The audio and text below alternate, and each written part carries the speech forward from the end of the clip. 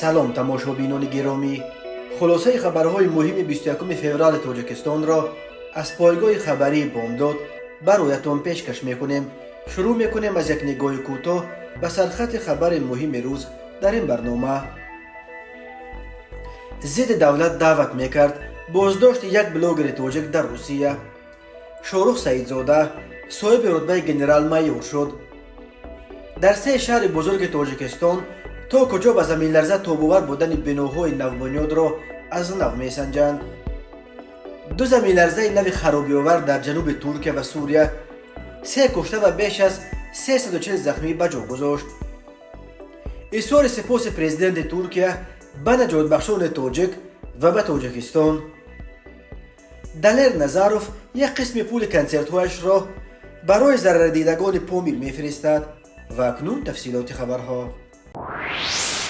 خدمات مطبوعات پرزیدنت تاجیکستان خبر داد که پرزیدنت امامعلی رحمان روز 21 فوریه سال 2023 به افتخار تجلیل 30مین سالگرد تأسیس یابی قوه‌های مسلح جمهوری تاجیکستان یک گروه خدمتیان نظامی و کارمندان مقامات حفظ حقوق را برای خدمت نمونوی و سهم ارزنده در تامین حفظ حقوق کنستیتوسیونی شهروندان، مبارزه با جنایتکاری، نگهداری ترتیبات جمعیتی، حفظ سرحد دولتی و جسارت و فداکاری با مکافات‌های دولتی و رتبه‌های نو سرفراز گرداند. خدمات مطبوعات پرزیدنت از جریان سپردن اردن و مدال‌ها و رتبه‌ها 213 عکس چاپ کرده ولی نام جایزه‌داران را نشر نکرده است.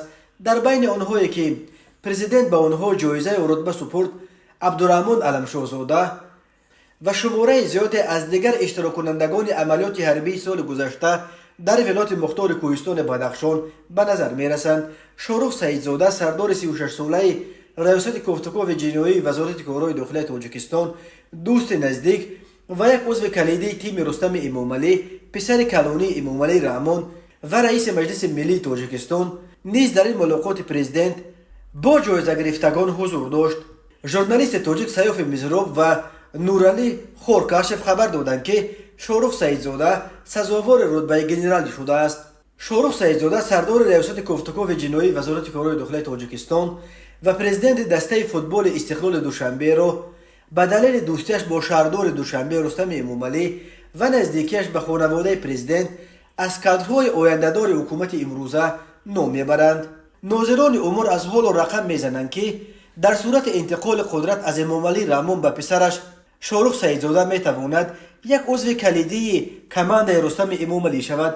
انتظار اکثر این است که با آمدن نسل جوان تغییرات جدی در سیاست‌های دوشنبه به گونه‌ای که در ازبکستان با آمدن شفقت میرزویف شاهد شدیم صورت خواهد گرفت. شاروخ سعیدزاده با آنکه همگی 36 سال دارد الکی در عرصه سیاسی تاجیکستان جایگاه بلندی را صاحب شده است، ولی باز هم مهم آن نیست که او امروز چه جایگاه دارد. مهم آن است که او در آینده در صورت به مقام اول آمدن دوستش رستم امامعلی به کجا و کدام مقام خواهد رسید. شاروخ سعیدزاده هنوز در ایام دانشجویی همراه رستم امامعلی پسر کلانی پرزیدنت تاجیکستان امامعلی رحمان دسته فوتبال استقلال دوشنبه را تأسیس داد که اینک قهرمان 11 کرته فوتبال تاجیکستان بوده، 9 مرتبه جام و 10 مرتبه شاهجام فوتبال تاجیکستان را به دست آورده است. در سال 2016 شاروخ سعیدزاده به طور ناگهانی به کار در وزارت کارهای داخلی گذشته و یک باره معاون سردار ریاست کوفتکوف جنایی تعیین شد. ماه اپریل سال 2017 سعیدزاده اجرا کننده وظیفه سردار این ریاست و 12 دکبر همان سال رسما سردار ریاست کوفتکوف جنایی وزارت کارهای داخلی تاجیکستان تعیین شد. شاروخ سعیدزاده پسر گنرال عبدالفتاح غایب یا فتاح سعیدوف یک عضو قبلا خیلی پرنفوذ حکومت تاجیکستان است. پدر او سالهای طولانی در مقام‌های بلند سردار اگنچی مبارزه با کروپسیا و خدمات گمرک تاجیکستان کار کرده است. عبدالفتاح غایب ماه ینور سال 2018 در پی یک ماجرای مربوط به واردات گوشت مرغ و اجرا نشدن نقشه سالانه گمرک از مقامش برکنار گردیده. بعد آن برخلاف انتظارات به دلایل تا حال ناروشن به یگان مقام نو دولتی تعیین نشد. بسیاری ها مطمئنند که کرسی سردار ریاست کوفتکوف جنایی وزارت کارهای داخلی برای شاروخ سعیدزاده آخرین قله کریر نیست. گذشته از این در صورت عملی شدن سناریوی انتقال قدرت از پدر به پسر و به مقام پرزیدنت آمدن رستم امومعلی، شاهرخ سعیدزاده میتواند به عضو کلیدی کماند او تبدیل بیابد. شاهرخ سعیدزاده از نزدیکترین دوستان رستم امومعلی به شمار رفته. به گفته برخی منابع پرزیدنت امومعلی رامون نیز او را پسرخوان گرفته است. کارمندان بخش گفتگو جنایی پلیس شهر سنت پتربورگ روسیه روز 20 فوریه سال 2023 تقریبا ساعت 11:30 در کوچه میسینکا در نزدیکی ساحل دریای نیوا در مرکز تاریخی شهر یک بلاگر 36 ساله تاجیک را دستگیر کردند. بنا به اطلاع نشریه‌های محلی از جمله پایگاه خبری فانتانکا، این بلاگر تاجیک برای نشر ویدیوهای ضد دولتی در کانالش در یوتیوب از ماه ایول سال 2022 از جانب مقامات حفظ حقوق تاجیکستان تحت جستجو قرار داشته است. گفته می شود که این شهروند تاجیکستان در قلمرو روسیه قانونی زندگی داشت، ولی در وطنش به ضد او با اتهام سنگین و جدی پرونده شدند. خود دستگیر شده برای شرح قضیه دسترس نیست، ولی بنا به گفته تفتیشات این مرد تاجیک در کانالش در یوتیوب گویا به سرنگون ساختن ساخت کانستیتوسیونی و همچنین در بین جامعه کینه و عداوت مذهبی و نژادی برمیانگیخت. بعد تحت جستجو قرار گرفتنش این بلاگر ناپدید شده است، ولی معلوم شد که او هم این وقت در قلمرو روسیه بوده در پتربورگ کار و زندگی میکرد. او را به شعبه پلیس آورده و مقامات تاجیکستان را از بازداشت شدن نفر تحت جستجویشان خبردار کردند. انتظار می رود بررسی روند استرداد او به تاجیکستان آغاز شود. تفصیلات دیگر پرونده این بلاگر تاجیک دسترس نیست. اسم او نیز نشر نشده است. در تاجیکستان معمولا با اتهام چون دعوت به سرنگون کردن ساخت کانستیتوسیونی، برانگیختن کینه و عداوت آنها را تحت تعقیب قرار میدهند که فعالیت اپوزیسیونی دارند و یا از سیاست حاکمان کنونی این جمهوری انتقاد میکنند. برای چنین اعمال مؤلفان را میتوانند همچنین به همکاری با حزب و گروه های ممنوع هم ایبدار کنند. قرار معلوم فعالیت تقریبا همه حزب و گروه های عمده اپوزیسیونی در تاجیکستان رسما منع کرده شده. برخی آنها به مثل گروه 24 سازمان اکستریمیستی اعلام شدند و برخی دیگر به مثل حزب نهضت اسلامی تاجیکستان سازمان هم تروریستی و هم اکستریمیستی اعلام شدند. در تاجیکستان 10 نفر با چنین اتهامات انگیزه‌های سیاسی زندانی کرده شدند. موردهایی هم وجود دارد که شهروندان را حتی برای یگان لایک یا شرح در زیر ویدیوهای اپوزیسیونی به زندان میاندازند. مقامات روسیه در مسئله تعقیب دیگر اندیشان با مقامات تاجیکستان همکاری زشت دارند و ده‌ها تن از فعالان مخالفین و منتقدان حکومت تاجیکستان را دستگیر کرده به دوشنبه سپردند. سال 2022 در روسیه همچنین بیش از 20 تن از زادگان ولایت مختار کوهستان بدخشان را بازداشت و به دوشنبه سپردند. تقریبا همه آنها با جرم‌های چون جدایی طلبی و پشتیبانی از اعتراضها در این ولایت مختار واقع در شرق تاجیکستان محکوم به سالهای طولانی زندان شدند. در پی زمین‌لرزه‌های پرقربانی و خرابی‌آور در ترکیه و سوریه که باعث هلاکت قریب 50,000 نفر و فرو ریختن صدها بنا از جمله بناهای نوبنیاد گردید، بسیاری‌ها تا کجا با چنین زمین‌لرزه‌های سخت تا باور بودن خانه‌های بسیار قبطه سالهای آخر ساخته شده در شهرهای تاجیکستان را زیر شبهه قرار دادند. با در نظر داشت سطح کرپسیون در کشور، کم کسی بین اطمینان مقامات که میگفتند بناهای تاجیکستان به زمین‌لرزه اقتدارش تا نوبل تا باورند باور کرد. بسیاری ها از جمله بناهای ساخته رئیس خدمات علاقه بیگ سبو را مثال می‌آورند که به تعبیر یک کاربر برخلاف عادی‌ترین معیارهای شهرسازی ساخته شده در ساختمانش صرف محصولات پس‌صفت استفاده شدند. در پی سر و صدای زیاد در جامعه رئیس کمیته ساختمان و معماری حکومت تاجیکستان نظام میرزازاده روز 16 فوریه سال 2023 به فرمایش امضا گذاشت که طبق آن کمیسیون عاید به آموزش تحلیل بهادهی رعایت معیار و قاعده‌های شهرسازی اینچنین دیگر سندهای معیاری و حقوقی در بنا و انشاءات به استفاده داده شده در دوره سالهای 2018-2022 و ساختمانشون ادامه داشته در شهرهای دوشنبه، بختر و خوجند تأسیس داده می شوند. در فرمایش گفته می شود که رئیس شهر دوشنبه رستم امومعلی نیز روز 15 فوریه سال 2023 در مورد تأسیس گروه کاری جهت آموزش، تحلیل و بهادهی احتمالات رخ دادن زمین‌لرزه شدید در شهر دوشنبه و استواری واقعی انشاءات و بناهای استقامتی بسیار قوته به استفاده داده شده و ساختمانشان ادامه داشته پایتخت امر ویژه صادر کرده است. اکثر این بناهایی که دوباره تحت سنجش قرار میگیرند از جمله بسیاری از بناهای ساخته بیگ صبور در وقتش امضاهای کمیسیون قبول را به دست آوردند و در بسیارش علاقه مردم زندگی دارند.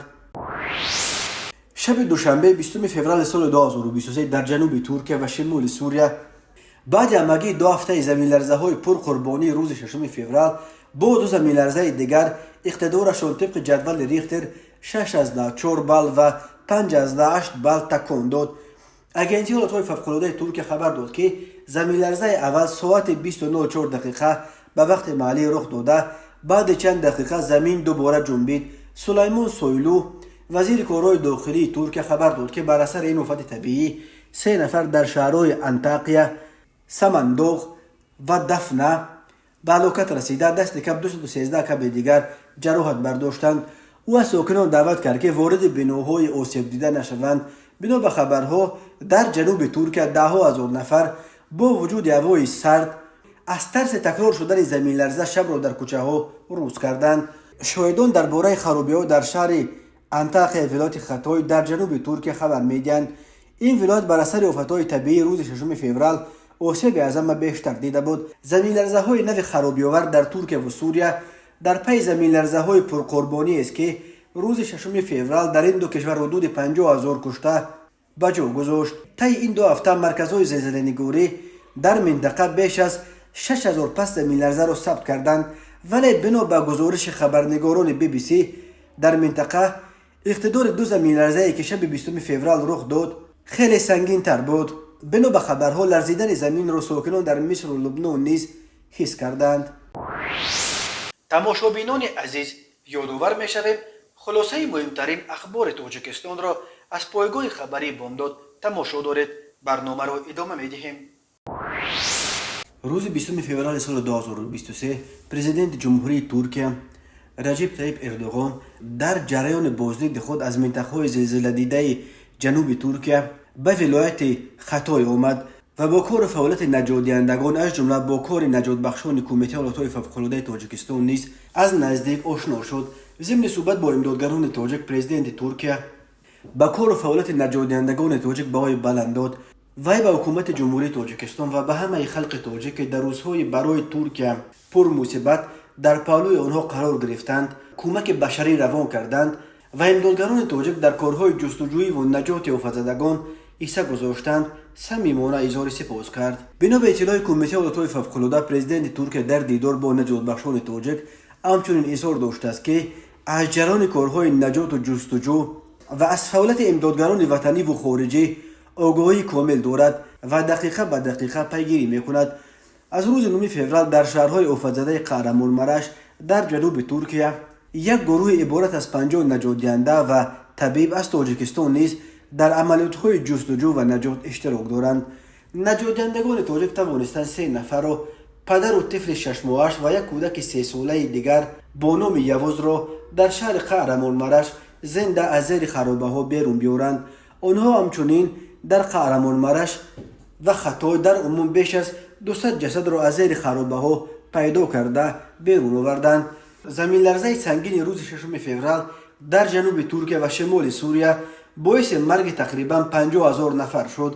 این پرقربانی ترین زمین لرزه در این منطقه از سال 1939 به این طرف شمرده می شود. استاد صحنه استراد معاصر تاجیک دلیر نظروف با برگزاری سلسله کنسرت‌هایش در تاجیکستان و روسیه آمادگی می‌بیند. قرار است شام 11 مارس سال 2023 یک کنسرت او در کوخ سروش در شهر دوشنبه برگزار شود. این کنسرت به شکل مولتی فرمات دایر خواهد شد و ساعت 18:00 آغاز یافته. جریانش توسط سامانه کلیکستار آنلاین نیز مستقیما پخش خواهد شد. بعد این دلیر نظروف با یک سفر هنری به روسیه رهسپار می شود. او روز 17 مارس در شهر سنت پترزبورگ در تالار کنسرتی واقع در پیروگوفسکای نابرژنایا کنسرت داد. روز 19 مارس در مسکو در گالا کنسرت نوروزی در تالار محتشم وک استادیوم که برای 7000 تماشابین ساخته شده است هنرنمایی میکند. در نهایت روز 21 مارت در روز عید نوروز کنسرت دلیر نظروف در شهر نوسیبیرسک در تالار کنسرتی به نام مایاکوفسکی دایر می شود. نرخ چپتاو به کنسرت دلیر نظروف در روسیه از 1500 روبل شروع می شود. اصلشو اکیمبیکوف مدیر کل شرکت کلیکستار و یکی از تشکیل کنندگان کنسرت های دلیر نظروف خبر داد که یک قسم مبلغ های از حساب فروش چپتاها به دست آمده برای کمک به آسیب دیدگان ترمه در ولایت مختار کوهستان بدخشان روانه کرده می شود. یادآور می شویم روزهای 15 16 فوریه سال 2023 بر اثر فروریزی ترمه ها در شهر خوروغ 15 نفر، در ناحیه ونج 2 نفر و یک دختر 16 ساله در ناحیه شغنان به هلاکت رسیدند. کمیته ولایت‌های فوق‌العاده تاجیکستان صبح 21 فوریه سال 2023 خبر داد که طی یک شبانه روز گذشته در جمهوری چند حالت نوی فروریزی ترمه ها، سیل و سنگریز ثبت شده است. خوشبختانه بر اثر این آفت‌های طبیعی کسی آسیب ندیده است. از جمله صبح 20 فوریه ساعت 2:20 در کیلومتر 20 راه خوروغ اشکوشم در حدود موضع پیشبرینی جماعت به نام شعبازوف ناحیه شغنان ولایت مختار کوهستان بدخشان بر اثر سنگریز راه بسته شد. برای رفع عاقبت‌های آفت طبیعی تکنیک مخصوص وزارت نقلیات جلب گردیده ساعت 13:15 را توزیع کرده شده حرکت نقلیات از سر گرفته شد. ساعت 15:40 در کیلومتر 549 راه دوشنبه روشان خوروغ در حدود دهه پاسکوف جماعت پاسکوف نویه روشان ترمه و فرو ریخته را بستند. راه را ساعت 16:20 توزیع کرده به حرکت نقلیات از نو اجازه دادند. ساعت 16:40 در راه خوروغ روشخلا در حدود دهه شکوش نویه روشخلا در نتیجه فرو ریختن 2 سیل راه موقتا بسته شد. با کمک تکنیک مخصوص راه را توزیع کردند و ساعت 19:45 به حرکت نقلیات اجازه داده شد. صبح 20 فوریه ساعت 9:50 در کیلومتر 67 راه دوشنبه خوجند در حدود نویه ورزوب ترمه فرآمده را بست. راه را با کمک تکنیک مخصوص شرکت IRS ساعت 12:30 توزیع کردند و حرکت نقلیات از سر گرفته شد. کمیته ولایت‌های فوق‌العاده گفت صبح 21 فوریه تمام راه‌های جمهوری طبق معمولی باز بودند بجز از راه روشان برتن که در آنجا برطرف‌سازی عاقبت‌های ترمه ادامه دارد. شرکت IRS نیز صبح 21 فوریه خبر داد که پس از برطرف‌سازی پیامد ترمه حرکت نقلیات توسط راه دوشنبه خوجند اجازه داده شده است. این یگانه راه زمینی است که شمال تاجیکستان را با مرکزش می‌پیوندد.